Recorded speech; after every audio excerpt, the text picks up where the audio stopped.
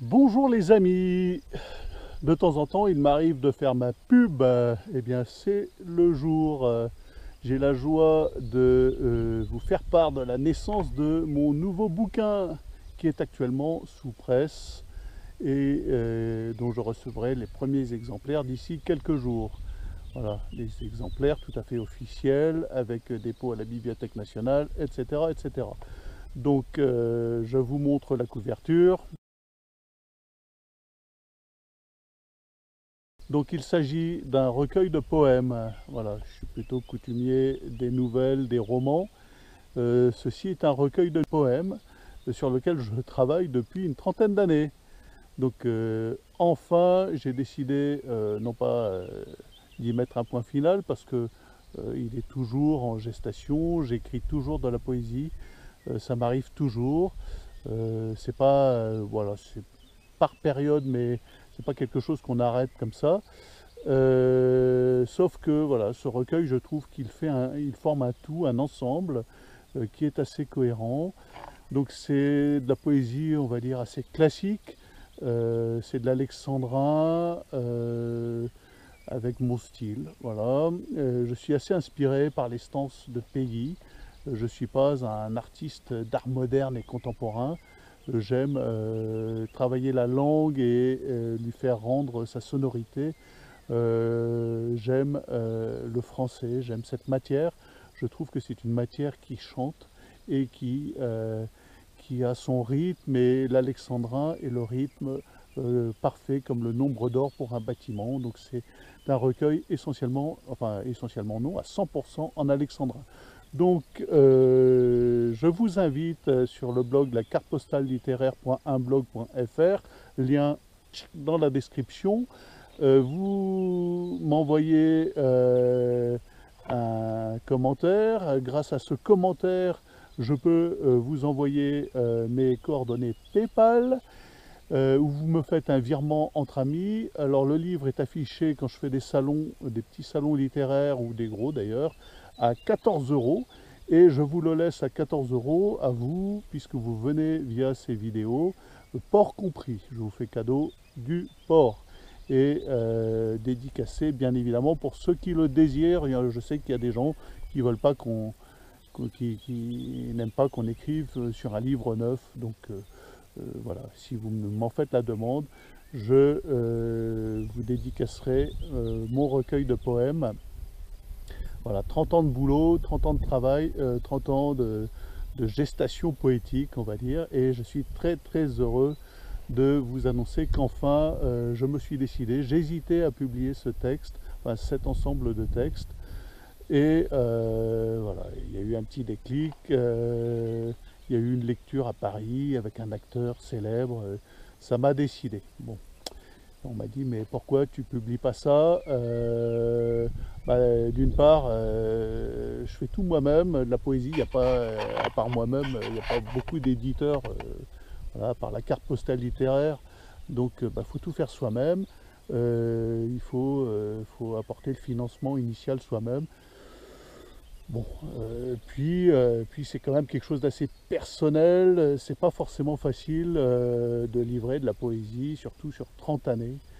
Ça couvre 30 années, ça couvre mes expériences religieuses, des expériences maritimes, ma recherche spirituelle. Ça couvre tout ça, donc il y a quelque chose d'assez intime. Donc n'hésitez pas, il y en aura pour tout le monde, surtout au rythme où je vends mes livres via ces vidéos. Vous pouvez le commander, vous allez sur le blog, le lien dans la description. Voilà. Bon allez, on va parler du monde. Oh surprise, en rentrant du supermarché avec un pot de moutarde de Dijon. Eh oui, on en a trouvé. De la moutarde de Dijon. Les rayons de moutarde sont vides. On ne sait pas trop pourquoi. Donc on ouvre le pot, on avait un joli gigot, on étale la moutarde sur les tranches de gigot, puis en lisant l'étiquette, je m'aperçois que c'est de la moutarde de Dijon, étiquetée de Dijon, hein, fabriquée en Pologne. Bon, alors ça va 5 minutes, le foutage de gueule. Les Polonais ont de la matière pour fabriquer de la moutarde de Dijon. pourquoi à Dijon, il n'y a plus de matière pour fabriquer de la moutarde de Dijon. Qu'on ne me raconte pas que c'est à cause de la guerre en Ukraine. Bon, hein, il y a un an, on ne savait même pas où c'était l'Ukraine et on n'en avait strictement rien à fiche. Ne me dites pas que vous en aviez quelque chose à fiche du Donbass, de l'Ukraine, voire de la Russie ou de la Crimée, d'accord? En quoi cela peut impacter la production de moutarde à Dijon? Qui peut m'expliquer? Bon, là où je veux en venir, c'est que c'est en effet du foutage de gueule complet. Il n'y a pas besoin d'être un grand statisticien, d'être ingénieur en statistique pour comprendre qu'un obus peut difficilement tomber 10 fois de suite dans un trou de 10 cm à 20 km de distance, à moins que les obus soient déjà dans le trou et qu'on nous fasse des effets spéciaux et qu'on nous fasse croire, voilà, tout ça c'est du trompe-l'œil, c'est de l'attrape-couillon. Et donc statistiquement, les crises qui s'enchaînent actuellement à vitesse grand V, il est impossible qu'elles ne soient pas orchestrées. Bon, vous allez me dire complotiste, non, là on a dépassé le stade du complot. Il y a derrière toute une orchestration, des gens qui ont décidé de faire cracher les économies, d'entraîner toute la population dans une spirale de mort avec, parce que c'est clair, hein, l'idée générale, c'est la dépopulation de Klaus Schwab. Tout ça c'est écrit, en plus ils ont l'affront maintenant de ne plus se cacher, et il y a encore des gens qui disent « Ah bah non, s'il faut aller faire la 5e pique-pique, j'irai. Si il faut avoir froid et prendre des douches que de 3 minutes en septembre, ah oui, bah, pour l'écologie, pour la paix en Ukraine, nous ne prendrons plus que des douches, mais on se fout de votre gueule. Voilà, et vous avez réélu cette espèce de larve humaine à la solde du mondialiste, à la solde du démon, parce qu'au-dessus, il n'y a pas besoin de remonter très très haut au-dessus de Schwab, hein. C'est Lucifer. Bon, et tout ceci est orchestré, il y a une volonté politique claire et nette, c'est impossible qu'il n'en soit pas autrement.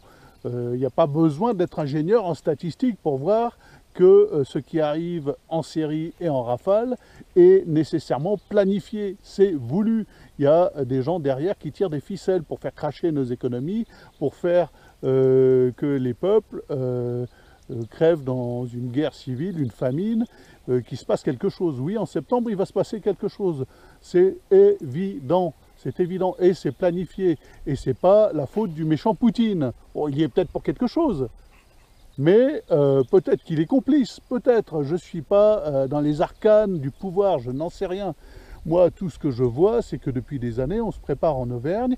Nous ne sommes pas des survivalistes, mais quand il y aura pénurie de gaz, j'aurai quand même du pain frais le matin, j'aurai quand même une douche chaude et pénurie d'électricité, parce que ça va aller de pair, hein. J'aurai quand même de la lumière à la maison et j'aurai quand même chaud chez moi. Voilà, pourquoi? Bah parce que nous sommes autonomes en chauffage, nous avons un fourneau-bouilleur, ça chauffe des radiateurs dans toutes les pièces qui sont alimentés en thermosiphon, la chaleur monte, le froid descend, donc c'est pareil avec l'eau chaude et l'eau froide. Donc nos radiateurs sont chauds même sans électricité. Et le bois, bah, il est partout, là, partout, le bois autour de moi. Je vais avec ma brouette et ma scie, ça me réchauffera en plus. Là actuellement le bois, je l'achète à mon voisin qui est bûcheron par commodité, parce que je suis occupé à écrire des bouquins, retaper des bateaux, entretenir le potager. Et comme on est sur place, bah, on a du bois à un tarif, bon c'est pas donné, hein, mais voilà, puis lui il a des machines, il faut qu'il les entretienne, donc il nous le vend, puis on lui paye. Mais le jour où il faudra que j'aille faire mon bois moi-même, on ira glaner, faire notre bois nous-mêmes. Il y a eu tellement de coupes partout cet été, depuis l'automne, depuis cet automne, tout l'hiver et tout le printemps, il y a eu tellement de coupes que du bois à glaner, il y en a des milliers de stères partout à portée de brouette. Donc voilà, nous on se prépare, on a une source, on a 2 potagers, le potager du bas, le potager du haut, on a une serre, on a des panneaux solaires, on a des batteries, on a des régulateurs de charge, on a un convertisseur 12-220 qui peut servir sur le bateau aussi bien qu'à la maison. On est équipé en matériel de base, on a une vieille camionnette on a tout essayé dedans, hein. Faut pas le dire aux flics, mais tout fonctionne, hein. De l'huile de friture usagée, filtrée, en passant par le pétrole lampant, le kérosène pur, le rouge, tout fonctionne. Alors bon, il faut vraiment filtrer parce qu'autrement ça encrasse les filtres. Enfin ça c'est une autre histoire. Voilà, tout ça pour vous dire que on nous traitait de complotistes il y a 2 ans. Maintenant il y a quand même des gens qui viennent nous dire ah mais en effet c'est un peu gros. C'est un peu gros. Il y a réellement, alors c'est même plus un complot maintenant, tout est avoué. Tout est avoué, tout sort, tout est écrit, tout est au grand jour étalé. Pour ne pas voir que tout ce qui arrive aujourd'hui, que la moutarde de Dijon fabriquée en Pologne, c'est pas du foutage de gueule orchestré et planifié, que les voitures électriques en 2030, ah oui, on peut en parler des voitures électriques en 2030. Si vous croyez que vous êtes compris dans leur plan, dans leur planification de voitures électriques, vous, le bas peuple, le commun des mortels, vous vous mettez le doigt dans l'œil. En 2030, vous serez, vos gamins sont stériles, vous serez morts, 6 pieds sous terre, parce qu'actuellement, au rythme où ils vous balancent des produits toxiques, des picous et compagnie, vous n'allez pas vivre longtemps, hein. Moi, on sera impacté aussi. Puis 48 000 satellites de 5G, excusez-moi, pour les cerveaux, ça va pas être génial, d'accord? Même au milieu de nulle part, vous vous prendrez de la 5G dans la tronche. Bon, qu'on ne me dise pas que c'est pour notre bien, parce que j'en ai rien à carrer moi de la 5G, ça ne changera rien à ma vie, et je vivais très bien sans avant, et j'aurais très bien vécu sans pendant 40 ans et les 40 années suivantes. Donc derrière, il y a vraiment un plan de dépopulation, c'est évident. Bon, c'est dit, c'est avoué en plus, c'est ce qu'ils veulent. Et donc les voitures électriques en 2030, vous en faites pas partie, c'est pas pour vous. Voilà, vous êtes en train de nous dire mais c'est pas possible, ça va faire écrouler toutes les économies. Bah oui, ça va faire écrouler toutes les économies. L'Allemagne ne peut pas arrêter du jour au lendemain sa production de voitures, c'est son industrie principale. Ils font que ça, des bagnoles entre Audi, Mercedes, Volkswagen, BMW, ils ne font Porsche. Ils ne font que ça, ils ne savent faire que ça. Toute leur industrie, c'est des millions d'emplois, des millions de sous-traitants, des années de bureaux d'études, etc., etc. Et pour faire de la voiture électrique en 2030, il faut qu'ils arrêtent tout aujourd'hui. Tout, y compris nous, hein, Renault, Peugeot, Citroën, etc. Il faut arrêter tout de suite. Voilà. Et les batteries, il faudra les acheter, où ça? En Chine. Vous inquiétez pas, il n'y en aura pas pour tout le monde, mais c'est évident, vous en faites pas partie. C'est pas pour vous. Il y aura des autoroutes avec des ayants droit en 2030. Il y aura 4 bagnoles pour 400 km d'autoroute. On fera 100 km avant de rencontrer une bagnole 2.0 électrique. Et l'écologie, croyez-moi bien qu'ils n'en ont rien à carrer. C'est pas écologique leur truc. C'est un plan machiavélique. C'est uniquement à des fins mercantiles. Si vous croyez que l'écologie, c'est dans le crâne de Schwab et de Macron, excusez-moi, non mais oh, sérieux, vous croyez vraiment que leur souci, c'est votre santé, votre bien-être et l'écologie de la planète? Sérieux? Vous croyez ça, les gens? Non mais oh, faut atterrir un peu. Bon, alors il y a 2 ans, on nous traitait de complotistes, maintenant on va arriver des gens qui nous disent « Oh, j'achèterais bien une maison en Auvergne ». Ah, mais tu l'as payé combien? Attends, ah oui, mais maintenant c'est 3 fois le prix. Bah oui, il fallait acheter il y a 15 ans. Bon, il fallait acheter il y a 10 ans, fallait encore, il y a 5 ans c'était encore pas mal. Voilà, bon, ça reste pas mal hein, pour ceux qui ont des ressources financières. Mais pour ceux qui essayent actuellement de vendre des maisons en ville, je vous la souhaite longue et heureuse parce que votre maison en ville, elle a perdu 30%. Plus personne n'en veut. Qui veut habiter à Lyon et sa banlieue? Qui? Sérieux? Franchement, qui va acheter une maison là? Qui se dit encore, je vais projeter mon avenir dans la banlieue lyonnaise? Qui se dit, tiens, je vais aller m'installer en région parisienne, dans une petite baraque que je vais payer 1 million d'euros, à l'ouest de Versailles, et au milieu du triangle de Rocancourt, et je vais me foutre une maison à 400 000 euros, avec 30 ans de crédit sur le dos? Qui? Personne. Faut être taré, franchement. Bon. Il faut avoir vraiment la vue courte. Alors peut-être que l'idée de faire un crédit, ma foi, mec qui a fait un crédit à 0,1% et immobilier avec l'inflation galopante, bientôt sa maison, elle vaudra le prix d'une baguette de pain.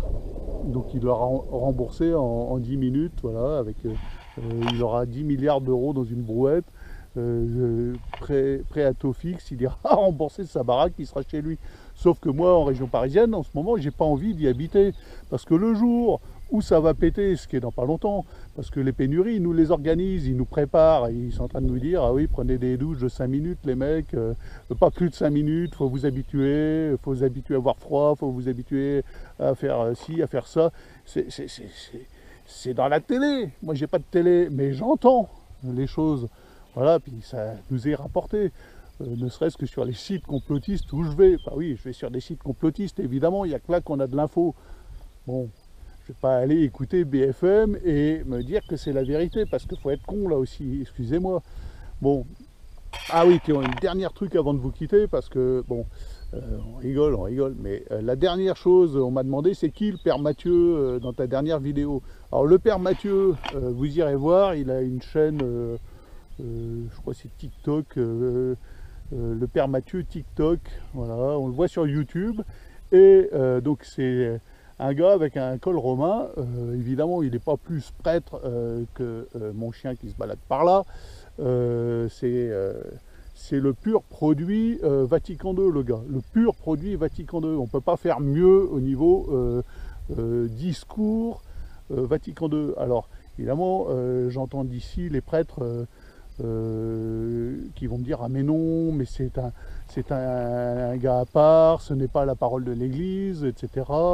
Mais bien sûr, il a tort, etc. Ben oui, moi quand j'arrive en tant que catholique, je suis choqué par le discours de ce monsieur, évidemment, parce que c'est pas un discours catholique. Mais ce gars-là, il parle pas aux catholiques, il parle aux catéchumènes. Il parle aux gens en recherche, il parle aux débutants, il parle aux commençants, il parle au monde. Et qu'est-ce qu'il dit? Tenez-vous bien, le diable n'existe pas, c'est une fable moyenâgeuse. Il le dit textuellement, hein, vous allez voir, je n'invente rien. Je ne vais pas vous mettre le lien parce que j'ai pas envie qu'il fasse des vues grâce à moi.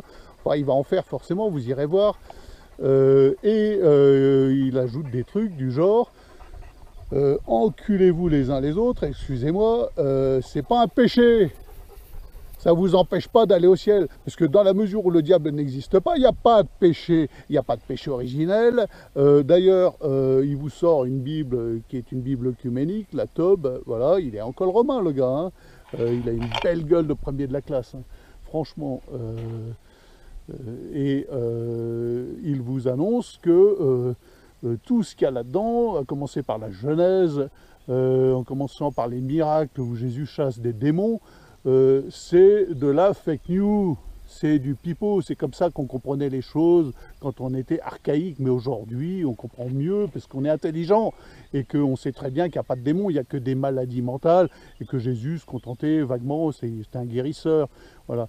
Et donc ce type-là, il est prêtre catholique et j'ai pas entendu la voix d'un seul évêque, enfin dit évêque de la conférence des évêques de France, ou d'ailleurs désavouer ce type-là et dire ça suffit, ça va trop loin, parce que c'est du mensonge et parce que vous entraînez les gens dans l'erreur et parce que leur mentir, ça leur rend pas service. Voilà, allez, sur ce, bonne journée, bonne soirée, je sais pas à quelle heure vous regarderez ça, faites de beaux rêves.